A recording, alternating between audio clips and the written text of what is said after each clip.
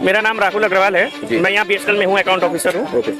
अब हम लोग के 2017 से पे रिवीजन बाकी है, लेकिन गवर्नमेंट जो है एकदम कह रही कि नहीं देंगे तो नहीं देंगे। एक वैकेंसी क्लियर होने में 4 साल लग जाता है पूरा। तब तक में युवा उस चीज को भूल जाता है, युवा बुजुर्ग होता जा रहा है। और किसानों के बच्चे यहाँ पे जो महीने के 5-6 हजार बेचते हैं, गेहूं का रेट आप सोचिए 2200 रुपए कुंटल है।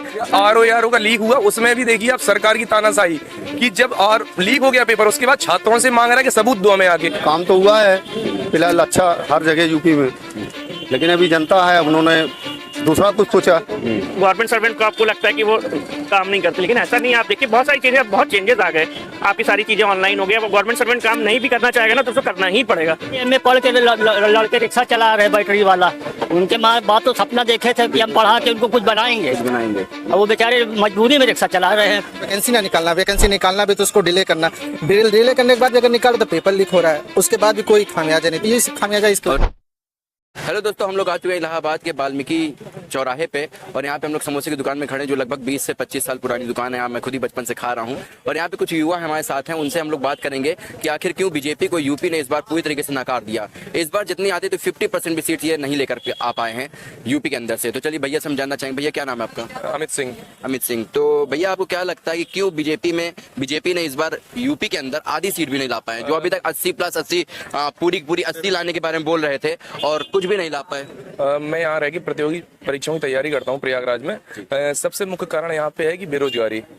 यूपी सरकार में इतनी भर्तियां आई और जितने भी पेपर हुए हैं अभी तक लगातार सब पेपर ज्यादातर लीक हुए हैं। और किसी भी परीक्षा जितनी भी होनी थी, जितनी भी डेट थी, किसी की डेट घोषित नहीं हुई अभी तक। इसलिए छात्र यहाँ पे रह के घर वाले, मतलब किसानों के बच्चे आते हैं ज्यादातर लोग यहाँ पे तैयारी करने। कौन आएगा? जॉब वाला बहुत अच्छा, तो जॉब कर ही रहा है। 4 साल लग जाता है भैया, एक वैकेंसी क्लियर होने में 4 साल लग जाता है पूरा। तब तक में युवा उस चीज को भूल जाता है, युवा बुजुर्ग होता जा रहा है। और किसानों के बच्चे यहाँ पे जो महीने के 5-6 हजार बेचते हैं, गेहूं का रेट आप सोचिए 2200 रुपए कुंटल है। यहाँ पे रूम का रेंट कम से कम 2500-3000 रुपए कुंटल। तो कहाँ से देगा वो किसान? कहाँ से दे? बच्चों कैसे पढ़ाएगा? और उसमें भी 4-4, 5-5 साल यहाँ रहना पड़ता है। तो बच्चे रुपए कहाँ से लाए? कहाँ कैसे तैयारी करें? इसीलिए लोगों ने, यही मेन मुद्दा है बेरोजगारी के कारण ही प्रयागराज के जितने छात्र थे चुनाव के समय सब घर गए, सब लोग, वो सबने मोटिवेट किया कि वोट नहीं देना है बीजेपी को इस बार। केवल मुख्य कारण यही था हमारा, और कोई कारण। तो कहीं जो मेन स्ट्रीम मीडिया है उसमें लगातार ये दिखाया जाए जातिगत समीकरण की वजह से हार गई है। जातिगत छात्र के लिए कोई जाति नहीं होती। छात्र केवल छात्र होता है, उसे जातिवाद से कोई मतलब नहीं है। हमें किससे मतलब है? केवल जॉब से मतलब है। हम लोग बेरोजगार हैं, हम लोग मेहनत। छात्र की जाति है रोजगार, मुझे रोजगार चाहिए, ना कि हमें सब भाई 4-5 साल 6 साल 7 साल रह के यहाँ हम लोग पढ़ रहे हैं, तपस्या कर रहे हैं। एक मतलब 10x10 के कमरे में रहते हैं। बड़ी समस्या होती है रहने में भाई, और इसके बाद फिर कोई वैकेंसी ना निकले, जॉब ना निकले तो और मुश्किल से अगर निकले उसके बाद यूपी पुलिस का पेपर हुआ था, वो भी लीक हो गया। आरओ का लीक हुआ, उसमें भी देखिए आप सरकार की तानाशाही कि जब लीक हो गया पेपर, उसके बाद छात्रों से मांग रहा है कि सबूत दो हमें आगे। भाई छात्र सबूत इकट्ठा करेगा, वो पढ़ेगा कब? सबूत इकट्ठा करना तो पुलिस का काम है, लेकिन पुलिसिया तानाशाही थी। कोई मतलब नहीं। यहाँ पे 45 दिन धरना दिया गया, किसी ने सुध नहीं ली छात्रों की। बहुत मुश्किल से दबाव बनाया गया, तभी उसके बाद पेपर कैंसिल हुआ है। अब दोबारा री एग्जाम के लिए लोग परेशान है, डेट लाने के लिए परेशान है। बताइए, जब जॉब नहीं मिलेगी, अभी तक उन्होंने क्लियर नहीं, जब जॉब नहीं मिलेगी तो लोग क्यों वोट देंगे आपको? लोगों ने इसलिए पिछली सरकार को क्यों हराया था? इसलिए हराया था कि आप भ्रष्टाचार था। इसी कारण से दूसरी सरकार लेके आया आपको चुना के। आप भी उसी ट्रैक पे चलोगे तो फिर लोग आपको भी उतार देंगे।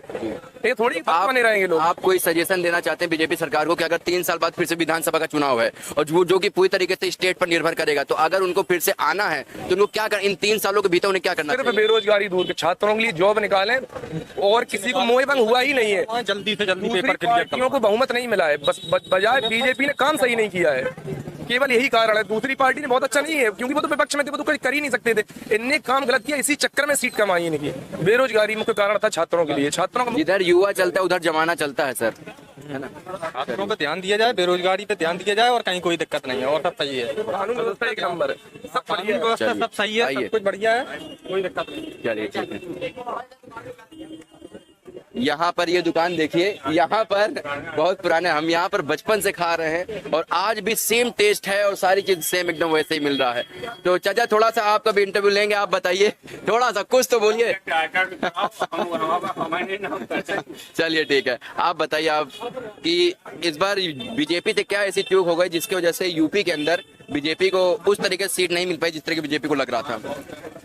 अब ये है कि सोचा तो यही जा रहा था कि ज्यादा आएगी सीट, लेकिन एक जनता आपकी थोड़ा वो हो गई, इनसे नाराज हो गई। तो उस नाराजगी का कारण क्या है चाचा? भाई कागज कोई विशेष तो है ही नहीं, काम तो हुआ है फिलहाल अच्छा हर जगह यूपी में, लेकिन अभी जनता है, अब उन्होंने दूसरा कुछ सोचा कि नहीं, रोजगार तो कारण नहीं है। हाँ रोजगार तो कारण है ही है जी, रोजगार कारण तो है ही है। काम तो हुआ लेकिन भाई रोजगार तो पीछे किया। काम उन्होंने बहुत सारे अच्छे किए लेकिन रोजगार के ऊपर काम हाँ रोजगार के ऊपर काम नहीं रह गया कहीं ना कहीं। जी सर। और अब आपके पास समय है कि आप रोजगार पे चाहें तो काम कर सकते हैं। जी हाँ बिल्कुल करना चाहिए। अब इनको यही मौका है कि अब तो यूपी में उनको नई सीट उठ मिली है तो कम से कम इसके बारे में तो सोचना चाहिए। जी चलिए ठीक है, आइए और लोग देखते हैं। भैया आप बताइए, आप क्या लगता है, सबसे पहले आप अपना नाम बताएंगे और उसके बाद आप ये बताएंगे जो यूपी ने नकार दिया इस बार बीजेपी को, तो ऐसा क्यों हुआ? मेरा नाम राहुल अग्रवाल है, मैं यहाँ बीएसएनएल में हूँ, अकाउंट ऑफिसर हूँ। अब हम लोग क्या 2017 से पे रिवीजन बाकी है, लेकिन गवर्नमेंट जो है एकदम कह रही कि नहीं देंगे तो नहीं ही देंगे, तो उसका भी एक थोड़ा निगेटिव प्रभाव पड़ा।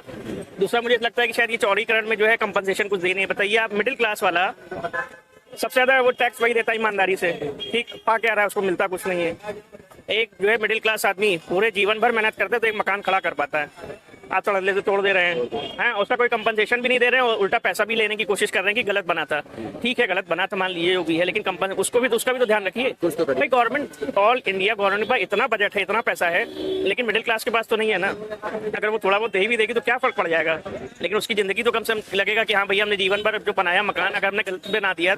सरकार डेमोक्रेसी में तो यही है ना, कोई कैपिटलिस्ट इकोनॉमी तो हम लोग रह नहीं रहे। और गलत बना रहे थे तो उस समय सरकार कहाँ थी? उस समय सरकार सो रही थी, उस टाइम नक्शा पास से सारी चीजें, तब आपने उसके एक्शन भी नहीं लिया। एटलीस्ट ये कर सकते थे, मिडिल क्लास को तो कम से कम नाराज ना करिए ना। बिल्कुल सही। पैसा सारी चीजें तो वही दे रही है भाई, टैक्स मिडिल क्लास से ही आपकी सरकार बननी है। आप गवर्नमेंट सर्वेंट को आपको लगता है कि वो काम नहीं करते, लेकिन ऐसा नहीं है। आप देखिए बहुत सारी चीजें, बहुत चेंजेस आ गए, आपकी सारी चीजें ऑनलाइन हो गया। वो गवर्नमेंट सर्वेंट काम नहीं भी करना चाहेगा ना तो उसको करना ही पड़ेगा, छुपेगा ही नहीं वो तो। लेकिन जहाँ पे अगर कोई कमजोर है, जैसे बीएसएनएल एमटीएनएल हम देख रहे हैं, हम तो उसी में ही है, तो कम से कम प्रॉब्लम तो सॉल्व करिए भाई। हमारी क्या गलती है? हम तो भाई ऑल इंडिया एग्जाम बीट करके आए, अब हमको कह रहे हो पे रिवीजन नहीं देंगे, बाकी पा रहे हैं। भाई हमने क्या गलती कर दी?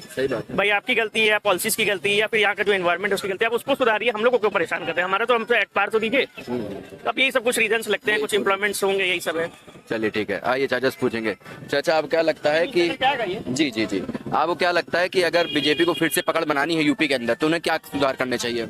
उनको सबसे पहले रोजगार का मुद्दा है, महंगाई है ना, और इस पे गरीब जो है एकदम नीचे चली जा रही है और रईस ऊपर चला जा रहा है। इसलिए गरीबों को पहले विशेष रूप से ध्यान देना चाहिए, रोजगार देना चाहिए।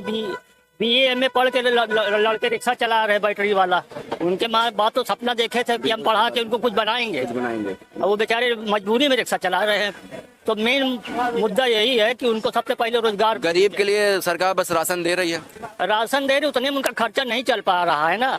केवल अब गेहूं दे रहे हैं, गेहूं की पिसाई भी तो देना पड़ता है, उसके साथ ईंधन भी तो खर्चा होगा, गैस सिलेंडर कितना महंगा है।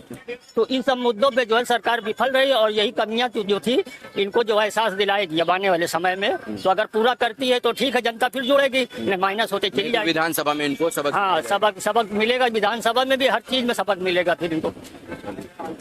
ठीक है, और लोगों से बात करेंगे। सबसे पहले आपका नाम जानेंगे। जी मैं चंदन सिंह प्रजापति, बीएसएनएल से जूनियर अकाउंट ऑफिसर हूँ। अच्छा। मेरा मानना है सर, बीजेपी का जो इस बार ड्रॉबैक हुआ है वो इस वजह से कि एक तो बहुत सी वैकेंसी जो निकाल नहीं रहे, और जो वैकेंसी निकाला, जैसे यूपी पुलिस की वैकेंसी निकाला, इन्होंने आरओ निकाला, सब में पेपर लीक का मुद्दा आया। अब बच्चे जॉब पा नहीं रहे, और जो यूथ ही सबसे ज्यादा जो परसेंटेज वोट देने का उसमें यूथ का है, यूथ जॉब पा नहीं रहे, तो कहीं ना कहीं उसका खामियाजा ये भुगतना पड़ा इस बार। इस समय पूरे दुनिया में सबसे ज्यादा यूथ भारत का है, सबसे ज्यादा नंबर। आप उन्हीं को ध्यान नहीं दे रहे। कोई ध्यान नहीं देना, मतलब एक वैकेंसी ना निकालना, वैकेंसी निकालना भी तो उसको डिले करना, डिले करने के बाद अगर निकालो तो पेपर लीक हो रहा है, उसके बाद भी कोई खामियाजा नहीं। तो ये खामियाजा इसका, और री एग्जाम करने की कोई डेट नहीं, अभी कोई एग्जाम की डेट नहीं। यहाँ तक कि जो पैसा बच्चे जमा कर दे रहे हैं वो भी रिफंड कब होगा कब नहीं होगा। जैसे भी सेंट्रल बैंक ऑफ इंडिया का 850 रुपए का फॉर्म फीस था, वो उन्होंने निकाला, उसको डिले किया, उसके बाद पेपर रद्द भी कर दिया। वो अभी कब पैसा वो वापस होगा बच्चों को, वो कोई जानकारी नहीं। इसका खामियाजा भुगतना पड़ रहा है।